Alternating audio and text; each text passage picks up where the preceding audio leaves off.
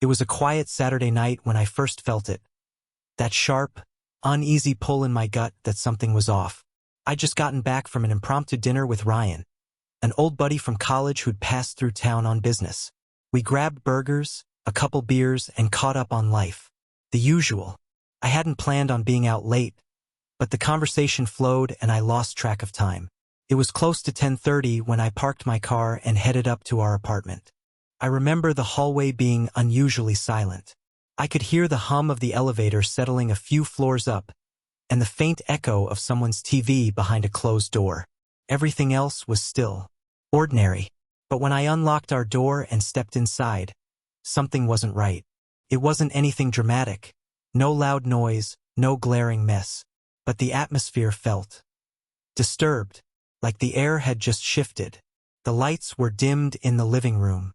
Soft music played through the Bluetooth speaker, Sod, I think, or maybe Norah Jones. One of those mellow, moody playlists Chloe liked to put on when she was trying to unwind. Nothing strange there. But then I saw it. 2 wine glasses sat on the kitchen table. Not on the drying rack. Not in the sink. On the table. One of them was mine. The big stemless glass Chloe always made fun of because I liked to fill it to the brim. The other wasn't one I recognized. Thinner stem, taller bowl. A guest glass. The bottle of red we'd opened together last week was sitting beside them. Uncorked. There was still wine in both glasses, but what got me was the second glass. The liquid inside was still slightly rippling. Barely. But enough that it caught the overhead light. Someone had just taken a sip and set it down. Within the last minute. Maybe less. I froze. There's a moment in your life where your body feels something before your brain catches up. That was it for me. Then I saw it. Draped over the back of the dining chair, neatly, intentionally, was a navy blue tie, patterned with small gold accents. Definitely not mine. I don't wear ties unless I have to, and even then, I don't own anything like that. This one looked expensive, like something out of a catalog. I just stood there, staring. My heart started to pick up speed, but my thoughts were lagging behind. The wine, the tie, the glass still in motion. I wasn't looking at a crime scene, but it felt like one. A few seconds passed. Then I heard her voice. "Oh, hey!" Chloe called out from the hallway, like she hadn't noticed how tense the room had gotten. "You're back." I turned around. She was barefoot, her hair up in a loose bun, wearing that old university sweatshirt she always wore around the house. Her sleeves were pushed up. She had a faint red mark on her neck. Maybe a scratch, maybe nothing.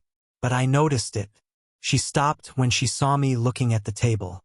"Oh," she said, her tone changing almost instantly. "That's, nix." She stepped past me, heading toward the table like it was nothing. "The tie, I mean," she added, picking it up with one hand. "He was over earlier, said he'd help me finally fix that floating shelf in the office. You know, the one that keeps leaning forward?"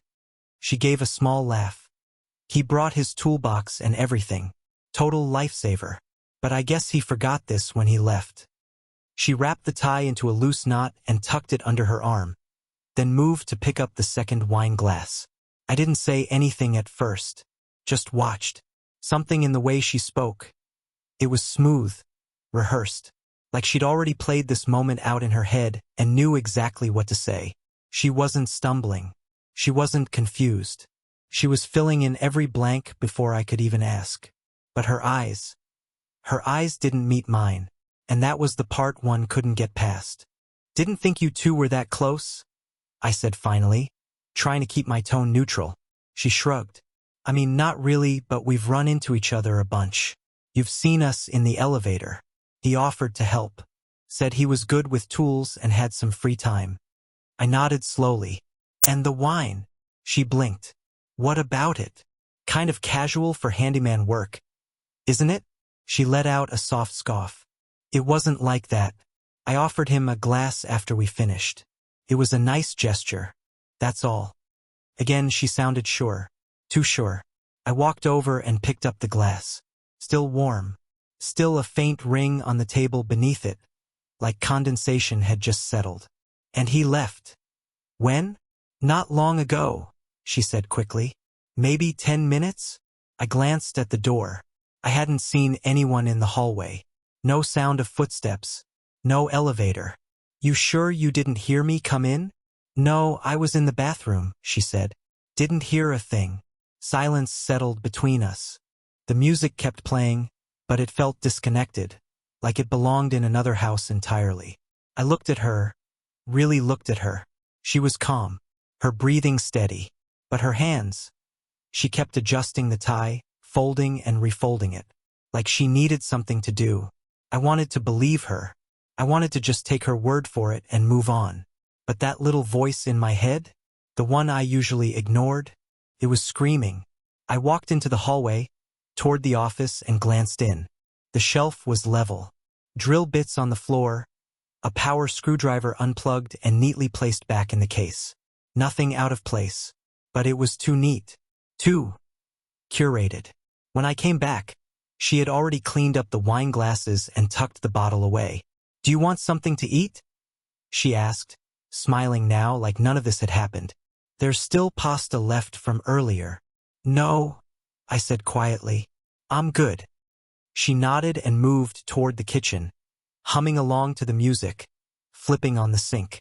I stood in the middle of the room, trying to shake it off, trying to be rational, trying not to make something out of nothing. But deep down, that night, something cracked. Not a full break. Not yet. But a crack I couldn't unsee. It wasn't the wine. It wasn't the tie. It wasn't even Nick. It was her eyes. The way they danced just a little too fast past mine. The way her smile didn't quite reach the corners of her face. The way her voice was just a little too ready with an answer before I even finished the question. I didn't accuse her. I didn't make a scene. But from that moment on, I started noticing everything. And that was the beginning. I didn't sleep that night. I lay there, wide awake, staring at the ceiling while Chloe breathed softly beside me.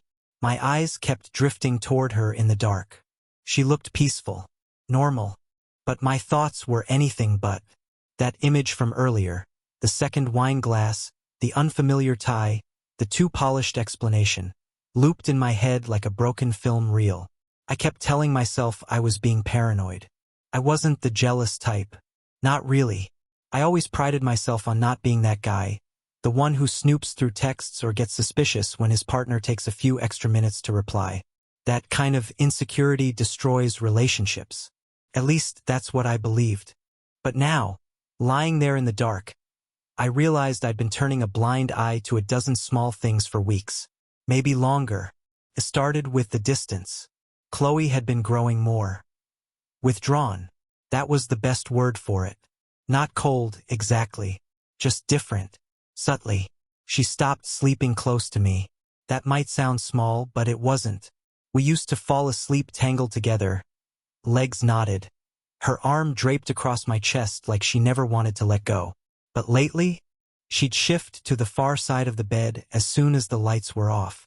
Sometimes she took the throw blanket from the couch and made a little cocoon on her side, like she was creating her own space inside our shared bed.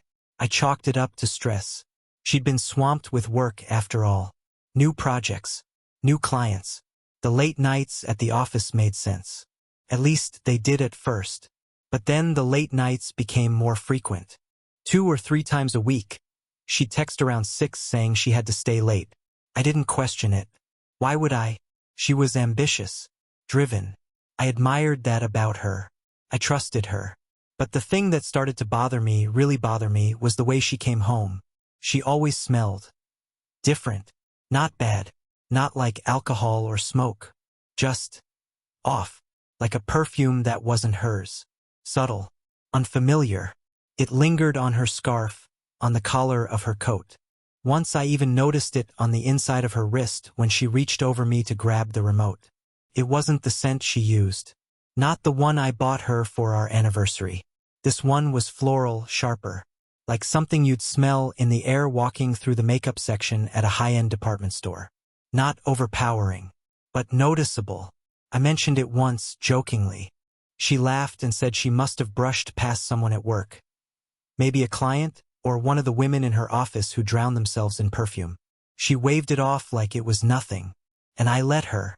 But it happened again. And again. And then there were the messages. Chloe had always been open with her phone. She'd leave it lying around unlocked. We'd share playlists, photos, reminders. But over the past couple of months, that changed. Subtly at first. She started carrying her phone everywhere, even to the bathroom. She began keeping it face down on the table. Notifications stopped lighting up the screen. I assumed she changed her settings, but I never asked why. Then one night, maybe 2 weeks before the wine glass incident, I saw her quickly swipe a notification away when I walked into the room. She fumbled slightly, tried to make it look casual. I didn't say anything. I just stored the moment in the back of my mind. Later that week, I glanced at her phone while she was showering. I wasn't trying to snoop. I swear I wasn't. But I noticed her text history looked thin, too thin, like entire conversations had been wiped. I asked her about it that night, offhandedly, like I wasn't accusing her of anything. She told me she'd been clearing out old messages to save space. Phone's been lagging lately, she said. I deleted a bunch of stuff. It made sense, kind of, but something about the explanation didn't sit right. Chloe used cloud backups. We both did. Her phone was barely a year old. Still, I let it go. Again. Then there was the jacket. It was a rainy Thursday afternoon. She'd gotten home late, kicked her boots off, and tossed her coat over the back of the dining chair. I walked past it and caught a whiff of something unmistakable. Tobacco. Faint, but distinct. The earthy, bitter scent of stale smoke. Not the sweet kind from a vape pen or hookah. This was old-school, cigarette in the parking lot type stuff. The thing was, Chloe hated smoking. Always had. She couldn't even stand walking behind someone on the sidewalk if they were smoking. For her coat to smell like that? I asked her about it. She looked surprised, then waved her hand in front of her nose like she was testing it herself. Ugh, gross, she said. I must have walked by someone, or maybe the Uber driver. He did smell a little off. I'll spray it. She sprayed it, then washed it the next morning. But even after that, I could still smell something beneath the detergent, beneath the excuses. I didn't know what to think anymore. These weren't smoking G***s. Not individually, but put together, they felt like a trail. The final piece, before everything started to unravel, was something that didn't even happen in the real world. It was a dream, a stupid, haunting dream I couldn't shake. In it, I came home to our apartment and found Chloe standing in the living room with her back to me. She was laughing softly, like someone had whispered something in her ear. There was a man behind her, taller than me, his face blurred out like a smeared photograph. They didn't notice I was there. I watched as he reached forward and touched her lower back. She leaned into him, smiling. When I called her name, she didn't turn around, just kept laughing. And I woke up. My chest was tight. My hands were clenched. I sat up in bed and looked at her sleeping next to me, wondering why it felt like the dream had been real. I didn't tell her about it. Felt stupid. But it stayed with me, like an echo I couldn't shut out. After the wine glass incident, I started connecting the dots. I didn't want to. Believe me, I didn't. But the shelf she said Nick fixed? It was fine before. I remembered adjusting it myself a week prior. The tie? Not wrinkled. Not left in a hurry. Folded like a gift. The wine? Too deliberate. And her expression when she saw me standing there? Not surprised. Caught. Still, I tried to rationalize it. Maybe I was overthinking. Maybe I was becoming that guy, the one who reads too much into shadows. But even if I was wrong, something had changed between us. That much was undeniable. Whether it was emotional or something more, I didn't know. But the space between us was widening. Every night, we went to bed a little farther apart. And every morning, she smiled like nothing was wrong. But I was beginning to realize something was. And I couldn't pretend not to see it anymore. Some truths don't hit you all at once. They unfold slowly, painfully. Like a paper cut you only feel once the blood starts to rise. And by the time you notice it, it's already there, stinging. For me, the truth came on a Tuesday. It was one of those weirdly warm spring evenings where the sky looks like it can't decide between storm clouds or sunset. I had left work early. One of my meetings got canceled, and traffic was lighter than usual. I didn't even text Chloe I was coming home. I thought it'd be a nice surprise. Maybe we could order in, watch something dumb, try to feel normal again. But as soon as I stepped into our apartment, normal went out the window. The front door creaked like it always did. The light in the hallway was on. Shoes by the door. Music playing softly in the bedroom, not the living room, which was strange. Chloe never used the speaker in there unless she was getting ready or winding down. Then I noticed the bedroom door was half closed. Not fully, not wide open, just cracked, like it didn't want to be seen, but didn't want to be suspicious either. I should have said something, should have called out her name. But instead, I moved slowly, quietly. Something primal took over. Like my body already knew what my brain didn't want to admit. As I got closer, I heard them. Voices. Hers, unmistakably soft, laughing. Int asterisk mate in a way that didn't belong to strangers or colleagues. And then a second voice.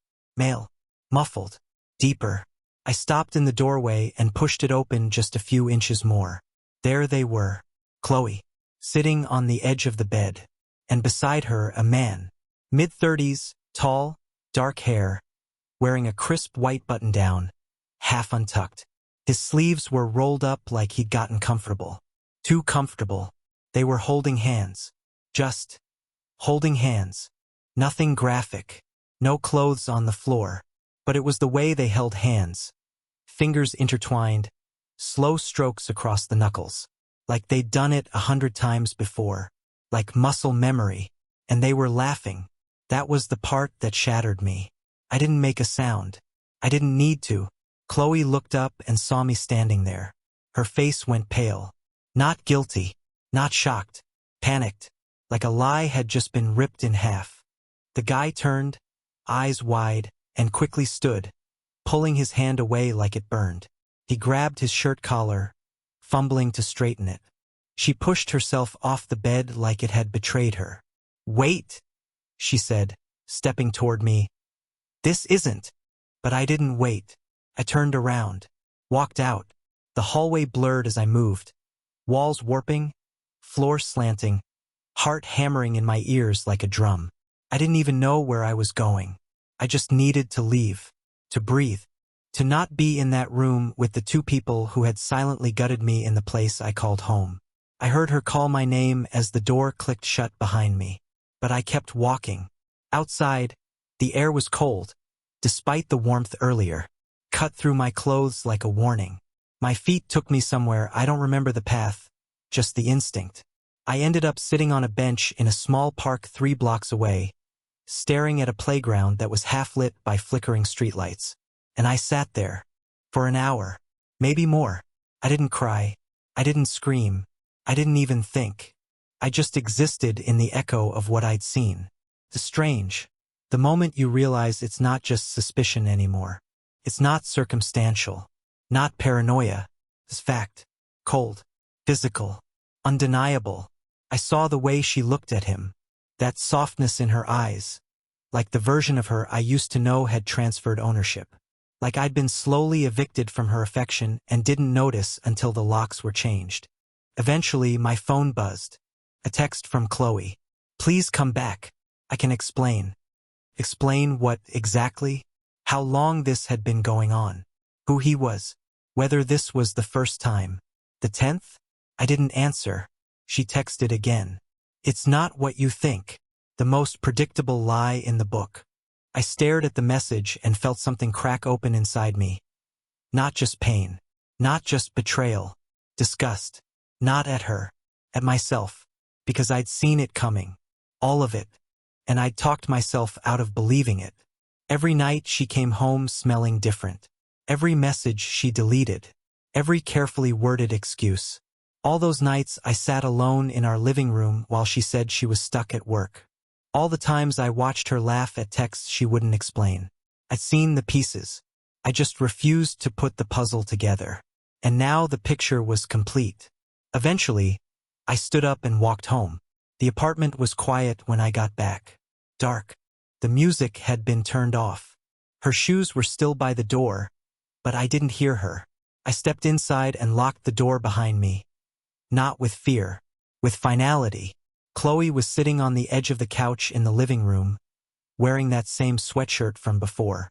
Her face looked different, less composed, less in control, like she'd run out of things to say before she even started talking. She stood as I entered, eyes red. "Can we talk?"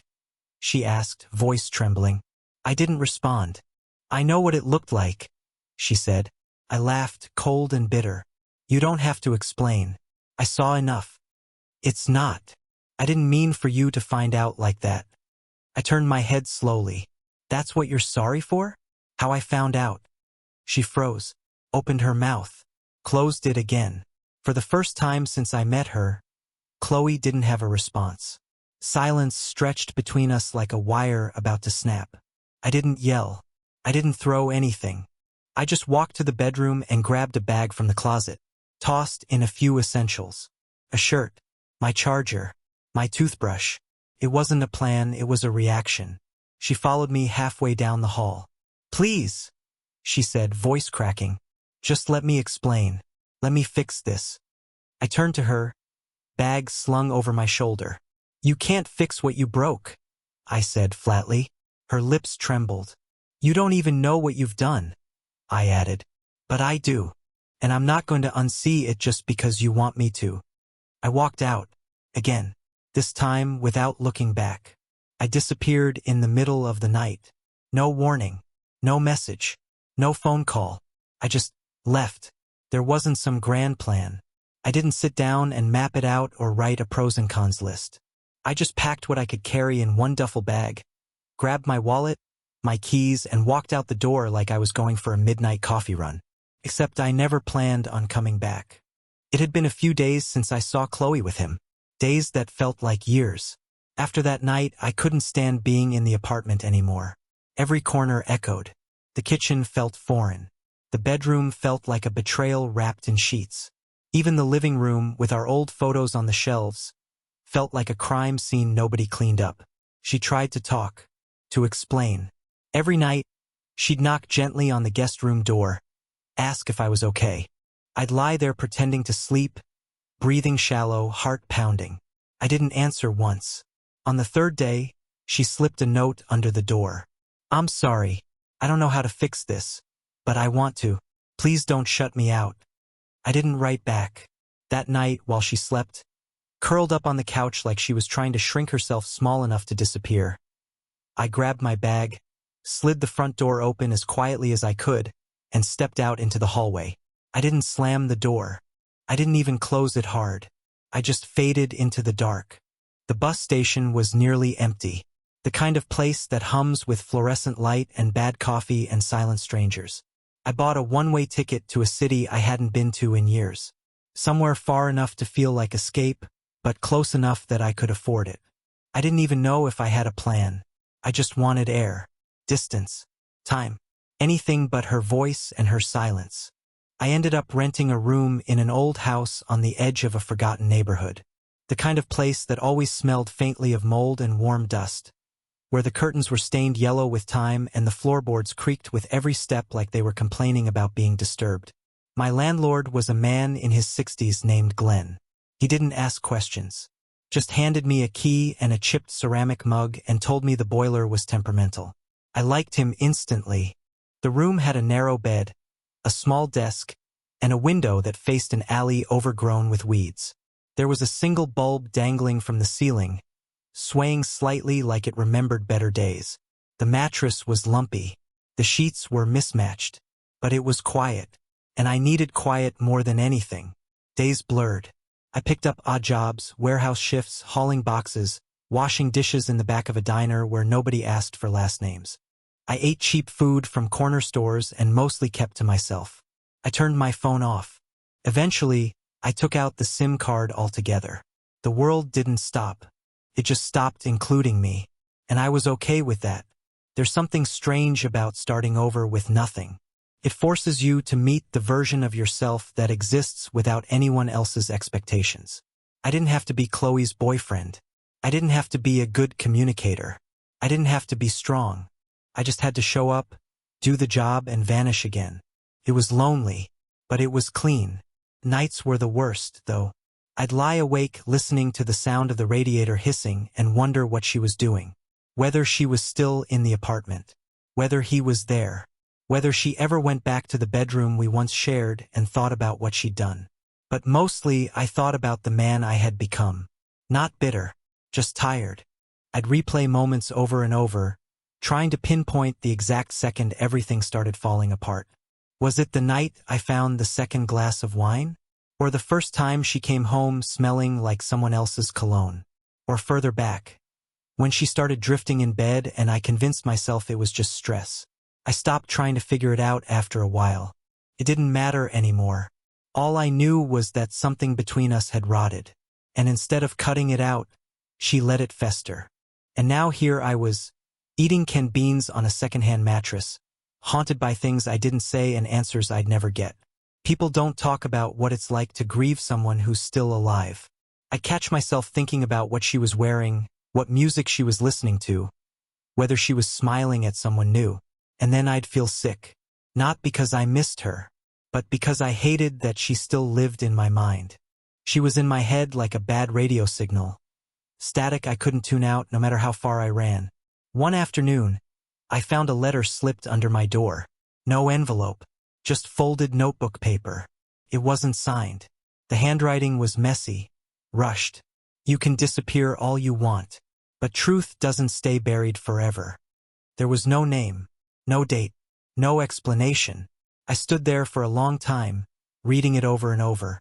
Part of me wanted to believe Chloe wrote it, that she found out where I was, that she had followed the breadcrumb trail of mutual friends or online breadcrumbs. But the handwriting didn't match hers, and it didn't sound like her. Too cryptic, too cold. I looked out the window. No one on the street, just the same busted trash can and cracked sidewalk. No cars, no movement, nothing but wind. I crumpled the letter and tossed it in the trash. But it didn't leave me, because it felt true. Even in the silence, I hadn't escaped anything. I just pressed pause. I still didn't know who that man was, or how long it had been going on, or whether it had ended. I still didn't know if Chloe's "I can explain" was a desperate lie or a truth I never let her tell. I thought walking away would bring me dignity. Maybe it did. Or maybe it just gave me emptiness in a cleaner suit. Still, I stayed away. Because even if I didn't know the whole truth, I knew enough. Trust isn't something you rebuild from rubble. It's something you protect before the fire. And ours had burned too hot, too fast, too long. It was raining the night she showed up.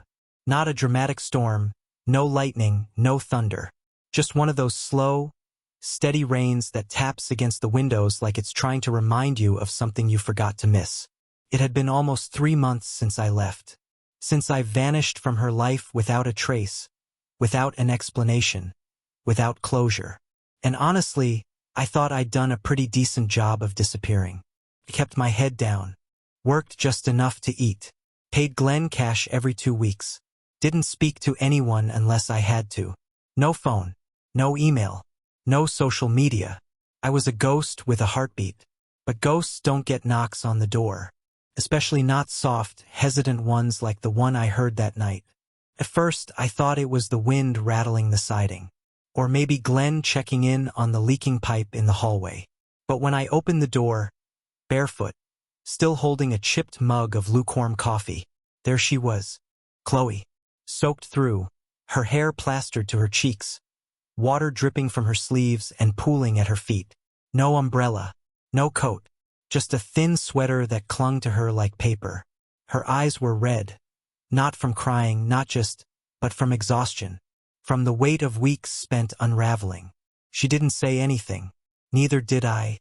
We stood there for what felt like minutes, the rain hissing around her like it didn't want to let her go.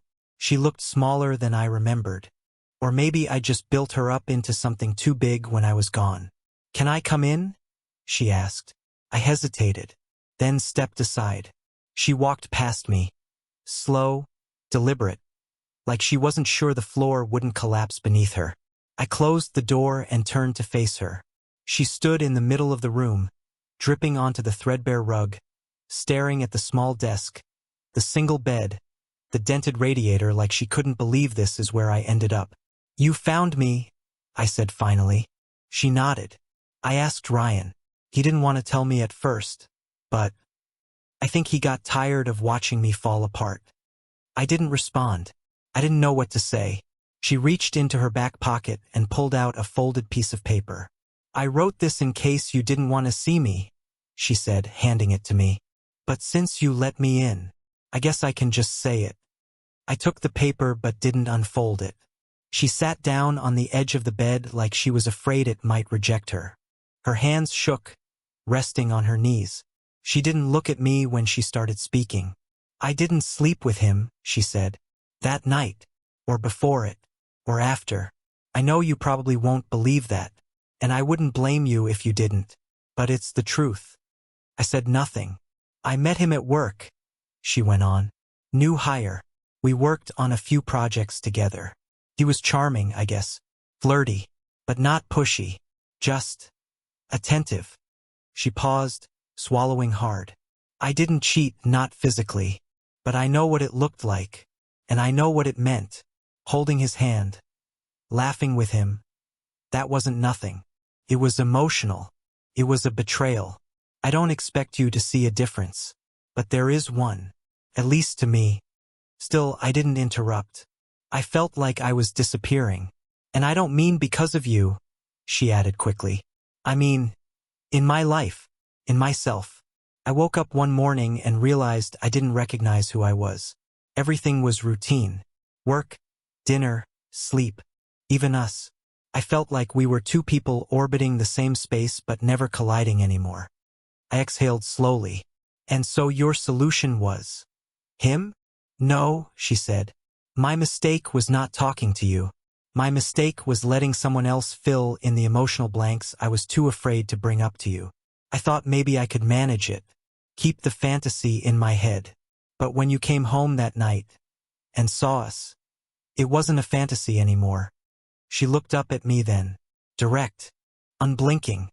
"You saw it for what it was, cowardice. I was too afraid to break us, so I bent things quietly until they snapped." I stared at her. The rain kept tapping on the window like it was waiting to be let in. "Why now?" I asked. She blinked. "Why show up now? After all this time? After all the silence? Why come looking?" She took a deep breath. "Because I couldn't move on until I knew if you were okay. And because I kept waking up hoping this had all been a nightmare. That you'd walk through the door and we'd argue and cry and maybe work through it." She stood slowly, took one cautious step toward me. "I know I can't ask for forgiveness," she said. "But I needed to see you. I needed to say it out loud. I'm sorry. For all of it. For the lying. The hiding. The distance. You didn't deserve any of it." There was a silence then. A long, aching one. And I realized something I hadn't expected. I wasn't angry. Not anymore. I wasn't sure if that made me healed or just hollowed out. But the rage I thought I'd carry for the rest of my life, it wasn't there. Just a kind of aching clarity. Like the pain had drained and left room for something else. Not love. Not even hate. Just understanding.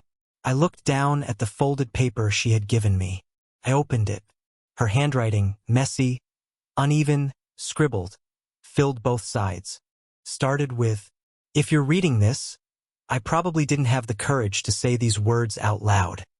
And it ended with, "I hope you find peace, even if I'm not part of it."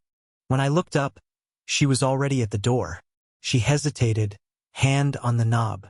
"I'll go," she said softly. Unless you want me to stay." And in that moment, I realized just how deep the wound was. Because I didn't know the answer. Not yet. She stayed that night. We didn't touch, barely spoke. Just silence like a truce made of grief. In the morning, she told me everything about the loneliness, the guilt, the moments she thought about telling me but didn't. Then she said something strange. She believed someone was pushing us apart. A friend. Coworker. Someone who lied to both of us. I wanted to laugh it off, but the way she looked at me, scared, made me pause. The next night, I found a note under my door. No name, just 5 words in crooked handwriting. You'll never know the truth. My skin went cold. Chloe swore she didn't write it, and I believed her. But it made one thing clear: someone else had been in our story all along. A third presence, subtle and cruel. Maybe I'd never know who, or why. But I knew this. Forgiveness wasn't enough. Trust was gone. I packed my things again. This time for good.